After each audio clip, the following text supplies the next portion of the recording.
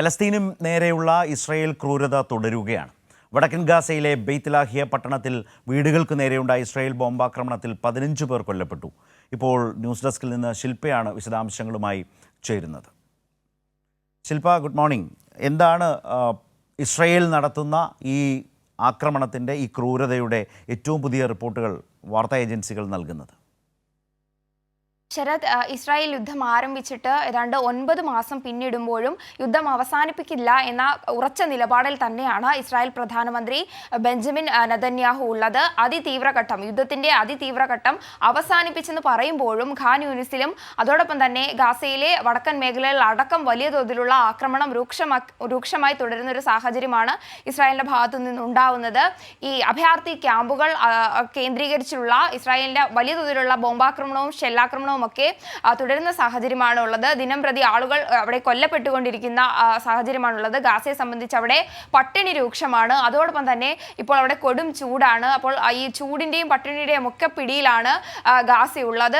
അതോടൊപ്പം തന്നെ അവശ്യ വസ്തുക്കളുമായി വരുന്ന ട്രക്കുകൾ അതിർത്തികളിൽ കെട്ടിക്കിടക്കുന്ന ഒരു സാഹചര്യമാണ് ഉള്ളത്. ഏതാണ്ട് 50 ദിവസമായി അവശ്യ വസ്തുക്കളുമായി എത്തുന്ന ട്രക്കുകൾ ഗാസയിലേക്ക് പ്രവേശിക്കുന്നില്ല. ഇസ്രായേൽ അവരെ തടഞ്ഞു വെച്ചിരിക്കുന്ന ഈ അവശ്യ വസ്തുക്കളുമായി എത്തുന്ന ട്രക്കുകളെ തടഞ്ഞു വെച്ചിരിക്കുന്ന ഒരു സാഹചര്യമാണ് ഉള്ളത്. കൂടാതെ അതിന് നേരെയുള്ള ആക്രമണവും ഇസ്രായേൽ നടത്തുന്നുണ്ട്.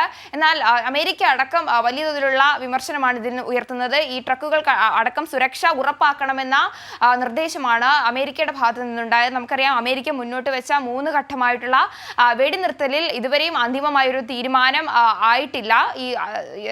അത്തരത്തിലുള്ളൊരു ഈ വെടിനിർത്തൽ ചർച്ച ചെയ്യുന്ന സാഹചര്യത്തിൽ യുദ്ധകാല മന്ത്രിസഭ അടക്കം പിരിച്ചുവിടുന്ന ഒരു നിലപാടാണ് ഇസ്രായേൽ പ്രധാനമന്ത്രി ബെഞ്ചമിൻ നെതന്യാഹുവിന്റെ ഭാഗത്ത് നിന്ന് ഉണ്ടായിരിക്കുന്നത്. അതോടൊപ്പം തന്നെ UN മനുഷ്യാവകാശ ഉദ്യോഗസ്ഥന്റെ ഭാഗത്ത് നിന്ന് വലിയ തോതിലുള്ള ഒരു വിമർശനം ഇപ്പോൾ ഉയർന്നിരിക്കുന്നു.